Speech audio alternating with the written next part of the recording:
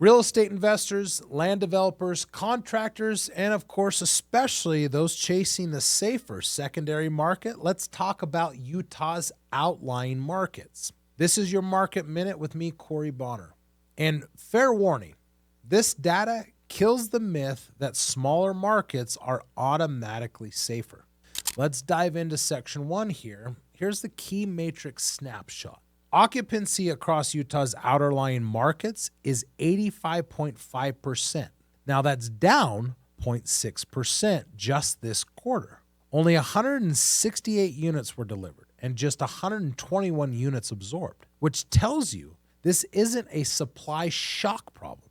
It's a demand sensitivity problem. These markets move slower, and when they soften, they don't bounce quickly.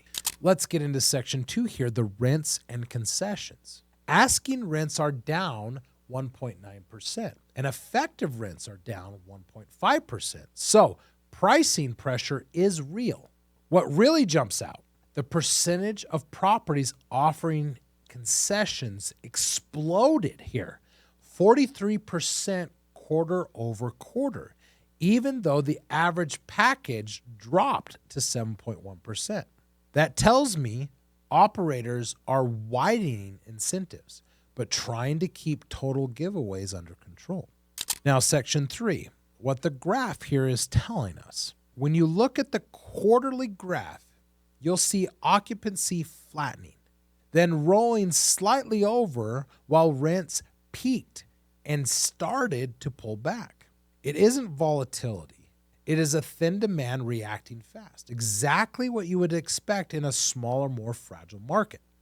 Let's get into section 4, the submarket action. Only 2 submarkets really matter here, okay? St. George, Washington County improved occupancy by 1.2%, but effective rents dropped 1.5%. That's a classic trade-off. Cedar City, Iron County is highly occupied at 93.3%, but occupancy fell 3.3% in 1 quarter.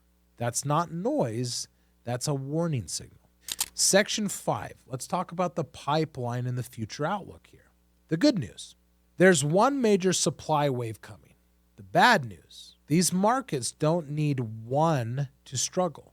Without strong population and inflow, or employment growth, recovery here is slow and uneven. Time helps, but only if demand shows back up. So the real takeaway, Utah's outerlying markets aren't broken, but they're highly sensitive.